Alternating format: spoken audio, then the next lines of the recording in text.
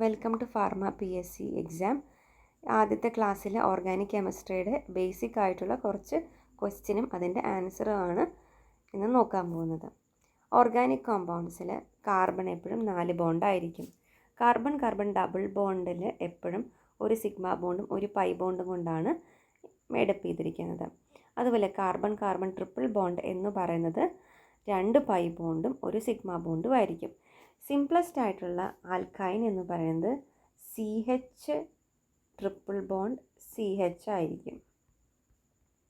അപ്പോൾ ഇതിൽ CH bond ഒരു സിഗ്മ ബോണ്ട്, രണ്ടാമത്തെ സിഗ്മ ബോണ്ട്, മൂന്നാമത്തെ സിഗ്മ ബോണ്ട്. അപ്പം അസറ്റിലീനിൽ എപ്പോഴും 3 സിഗ്മ ബോണ്ടും ഇത് 2 പൈ ബോണ്ടും ആണ് ഉണ്ടാവുക. അടുത്ത എക്സാമ്പിൾ നോക്കുകയാണെങ്കിൽ പ്രൊപ്പീൻ എന്ന് പറയുന്നത് ഒരു ആൽക്കീനാണ്. അപ്പോൾ ഞാൻ എഴുതുകയാണ് CH3 CH double bond CH2 എഴുതി. അതിൽ CH ബോണ്ട് 3, ഇവിടെ 2 5, CC1 6, ഇവിടെ CC ബോണ്ട് 1 7, ഇവിടെ 1 8. അപ്പോൾ ഇവിടത്തെ പ്രൊപ്പീനിലെ 8 സിഗ്മ ബോണ്ടും ഒരു പൈ ബോണ്ടുമാണ് ഉണ്ടാവുക. പ്ലനാർ മോളിക്യൂളിന് എക്സാമ്പിളാണ് ഫോർമാൽഡിഹൈഡ്. ഫോർമാൽഡിഹൈഡിൻ്റെ സ്ട്രക്ചർ ഞാൻ വരയ്ക്കാം. HC ഡബിൾ ബോണ്ടോ H എന്ന് പറയുന്നതാണ് ഫോർമാൽഡിഹൈഡ്. മീത്തേൻ്റെ ബോണ്ട് ആംഗിൾ നമ്മൾ പറയാറ് 109.5 ഡിഗ്രി എന്നും അല്ലെങ്കിൽ 109 ഡിഗ്രി 28 മിനിറ്റ്സ് എന്നും കൂടെയാണ് പറയാറ്. കാർബൺ ഡബിൾ ബോണ്ടിൻ്റെ ലെങ്ത് എന്ന് പറയുന്നത് 1.34 ആംസ്ട്രോങ് ആയിരിക്കും. ഇനി റെസണൻസ് സ്ട്രക്ചർ എന്ന് പറയുന്നത് ആറ്റത്തിൻ്റെ അറേഞ്ച്മെൻറ്റും പെയർഡ് ആയിട്ടുള്ള ഇലക്ട്രോൺസിൻ്റെ നമ്പറും എപ്പോഴും സെയിം ആയിരിക്കും. ഒരു എക്സാമ്പിൾ നോക്കുകയാണെങ്കിൽ ബെൻസീൻ. അപ്പം ബെൻസീൻ്റെ റെസണൻസ് സ്ട്രക്ചർ, ഞാൻ ബെൻസീൻ്റെ റെസണൻസ് സ്ട്രക്ചർ വരയ്ക്കുകയാണ്. അപ്പോൾ ആദ്യം ബെൻസീൻ ഇങ്ങനെ ഒരു രൂപത്തിൽ വരച്ചു, അടുത്തത് 1 2 3 ഈ ഒരു മോഡലിലും വരച്ചു ബെൻസീൻ. ഇപ്പോൾ ബെൻസീൻ്റെ പെയർഡ് ഇലക്ട്രോൺസ് ഈ ഭാഗത്താണെങ്കിൽ അടുത്ത സമയത്ത് ഇവിടെ. പക്ഷേ ആറ്റത്തിൻ്റെ അറേഞ്ച്മെൻറ്റും അതുപോലെ തന്നെ പെയർഡ് ഇലക്ട്രോൺസിൻ്റെ നമ്പറൊക്കെ സെയിം ആണ്. ബെൻസീൻ നോക്കുവാണെങ്കിൽ ഇത് 2 ബെൻസീനും ഒരേപോലെ തന്നെയാണ് ഇരിക്കുന്നത്. നോൺ സീറോ ഡൈപോൾ മൊമെൻറ്റ് ഉള്ള ഒരു എക്സാമ്പിളാണ് ക്ലോറോഫോമും. വേറെ എക്സാമ്പിൾസും ഉണ്ട്. ഇനി ഹയസ്റ്റ് ഡൈപോൾ മൊമെൻറ്റിന് ഉള്ള ഒരു കോമ്പൗണ്ട് എക്സാമ്പിളാണ് ഡൈക്ലോറോമീഥേൻ. ഹൈഡ്രജൻ പോസിറ്റീവ് ചാർജ് ആണെങ്കിൽ നമ്മൾ അതിനെ പ്രോട്ടോൺ എന്ന് പറയും. കാർബണിൻ്റെ വാലൻസി 4 ആയിരിക്കും. ഷെയറിംഗ് ഓഫ് ഇലക്ട്രോൺസ് കൊണ്ട് ഉണ്ടാകുന്ന ബോണ്ടാണ് കോവാലൻ്റ് ബോണ്ട്. ഇനി എത്ര എനർജിയാണ് ഒരു ബോണ്ട് ബ്രേക്ക് ചെയ്യാൻ എടുക്കുന്നത്? ആ എനർജീനെ നമ്മളൊരു ടേം പറയും, ബോണ്ട് എനർജി എന്ന് പറയും. ഇനി ഒരു ന്യൂക്ലിയസ് ഉണ്ട്. അപ്പോൾ ഒരു ആറ്റത്തിലെ ന്യൂക്ലിയസിന് ചുറ്റും എത്ര ഇലക്ട്രോൺസിന് ഉണ്ടോ ആ മാക്സിമം ഇലക്ട്രോൺസിന് നമ്മൾ ആ ഒരു ഇതിനെ പറയുന്നതാണ് ഓർബിറ്റൽ എന്ന് പറയും. അപ്പോൾ probability of finding electrons maximum ആയുള്ള ആ പ്ലേസിനെ പറയുന്നതാണ് ഓർബിറ്റൽ എന്ന്. ഓർബിറ്റൽ നമുക്ക് 3 ഉണ്ട്. SPDF ഓർബിറ്റൽ 4 ഉണ്ട്. അതിൽ S എന്ന ഷേപ്പ് വരുന്നത് സ്ഫിയർ ആയിരിക്കും. ഇനി ബോണ്ടിങ് ഓർബിറ്റൽ എന്ന് പറയുന്നത് ഹാഫ് ഫിൽഡ് അറ്റോമിക് ഓർബിറ്റലുകളെയാണ് ബോണ്ടിങ് ഓർബിറ്റൽ എന്ന് പറയുന്നത്. ബിക്കോസ് അത് ബോണ്ട് ഫോം ചെയ്യാൻ വേണ്ടിയിട്ട്, അത് ഷെയറിംഗ് ഓഫ് ഇലക്ട്രോൺസ് നടത്താൻ വേണ്ടിയിട്ട് അവർ വില്ലിംഗ് ആയിട്ട് നിൽക്കുന്നുണ്ടാവും. ഇനി മോളിക്കുലാർ ഓർബിറ്റൽ എന്ന് പറയുന്നത് 2 ഓർബിറ്റലുകളിൽ ഓവർലാപ്പ് ചെയ്താൽ അതിനെ നമുക്ക് പറയാം മോളിക്കുലാർ ഓർബിറ്റൽ എന്ന്. പൈ ബോണ്ട് എപ്പോഴും സൈഡ് വൈസ് ഓവർലാപ്പിംഗ് അല്ലെങ്കിൽ പാരലൽ ഓവർലാപ്പിംഗ് ആയിരിക്കും ഉണ്ടാവുക. ഹെഡ് ടു ഹെഡ് ഓവർലാപ്പിംഗ് എപ്പോഴും സിഗ്മ ബോണ്ടിനായിരിക്കും. ഒരു എക്സാമ്പിൾ കാണിക്കുകയാണെങ്കിൽ CC. അപ്പോൾ ഇതിൽ ഹെഡ് ടു ഹെഡ് ഓവർലാപ്പാണ് വന്നിരിക്കുന്നത്. അപ്പോൾ ഇവിടെ ഫോം ചെയ്യുന്ന ബോണ്ട് സിഗ്മ ബോണ്ട് ആയിരിക്കും. ഇനി ഈ കാർബണിൻ്റെ പൈ ബോണ്ടും കൂടെ ഉണ്ടെങ്കിൽ ആ അറ്റോമിക് ഓർബിറ്റലിൻ്റെ ഷേപ്പ് ഡമ്പലായിരിക്കും. അപ്പോൾ ഇതിനെയാണ് നമ്മൾ സൈഡ് വൈസ് ഓവർലാപ്പ് എന്ന് പറയുന്നത്.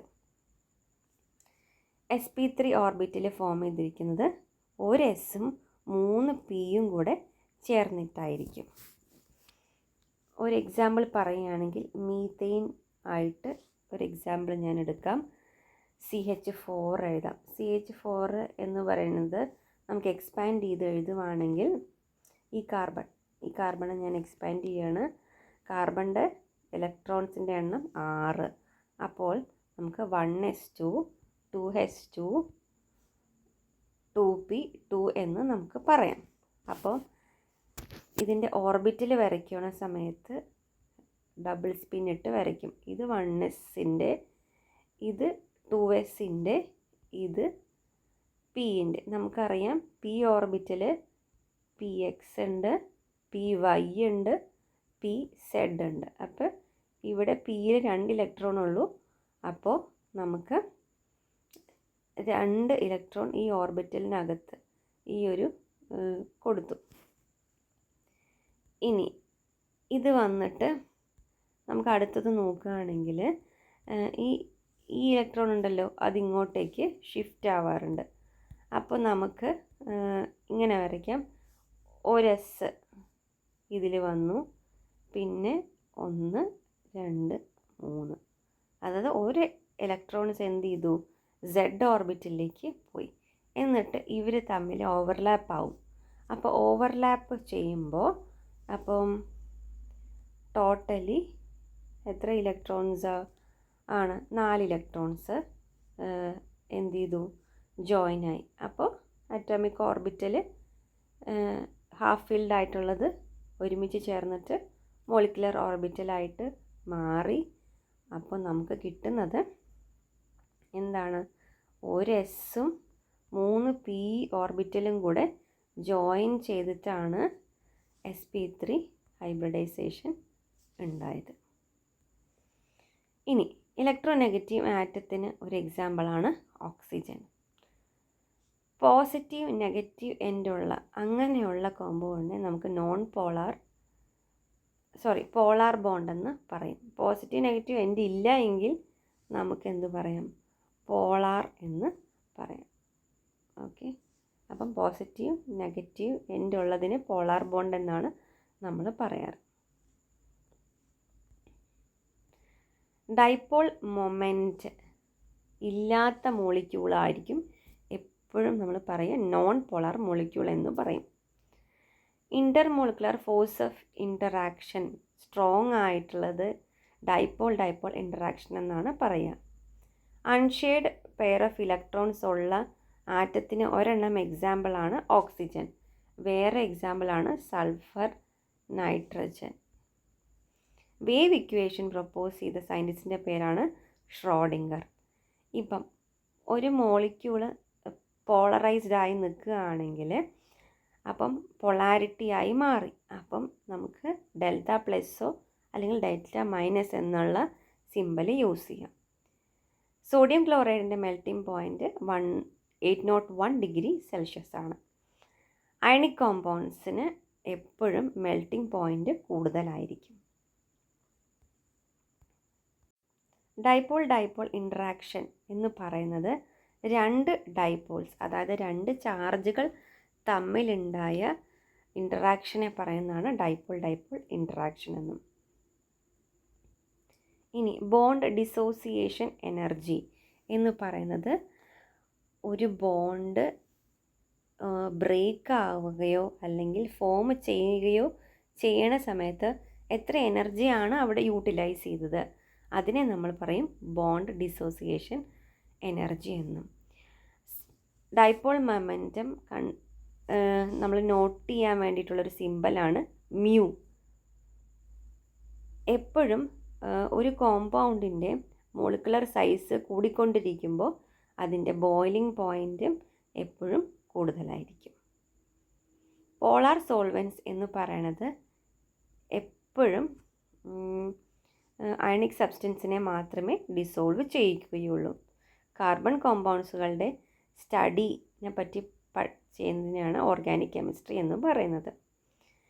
ഇനി ബോണ്ട് ലെങ്ത് വെച്ച് നമുക്ക് പറയുകയാണെങ്കിൽ ഏറ്റവും കൂടുതൽ ബോണ്ട് ലെങ്ത് സിംഗിൾ ബോണ്ടിനായിരിക്കും. അതിന് തൊട്ട് താഴെയായിരിക്കും ഡബിൾ ബോണ്ട്, അതിന് തൊട്ട് താഴെയായിരിക്കും ട്രിപ്പിൾ ബോണ്ട്. രണ്ട് ന്യൂക്ലിയസുകൾ, ഒരു ആറ്റത്തിൻ്റെ രണ്ട് ന്യൂക്ലിയസുകൾ തമ്മിലുള്ള ഡിസ്റ്റൻസിനെ നമ്മൾ പറയുന്നതാണ് ബോണ്ട് ലെങ്ത് എന്നും. പിന്നെ ഒരു റിയാക്ഷൻ എനർജി പുറത്തേക്ക് വിടുകയാണെങ്കിൽ നമ്മൾ അതിനെ എക്സോതെർമിക് റിയാക്ഷൻ എന്ന് പറയും. അതുപോലെ ഒരു റിയാക്ഷൻ എനർജി യൂട്ടിലൈസ് ചെയ്തിട്ടാണ് ആ റിയാക്ഷൻ നടത്തുന്നതെങ്കിൽ നമ്മൾ എൻഡോതെർമിക് എന്ന് പറയും. ഇനി പൊട്ടൻഷ്യൽ എനർജി എന്ന് പറയുന്നത് എത്ര എനർജിയാണോ റിയാക്ഷൻ കഴിഞ്ഞതിന് ശേഷവും അതുപോലെ തന്നെ അതിന് മുമ്പും നമ്മൾ സ്റ്റോർ ചെയ്ത് വെച്ചിരിക്കുന്നത്, ആ എനർജീനെ പറയും പൊട്ടൻഷ്യൽ എനർജി എന്ന് പറയും.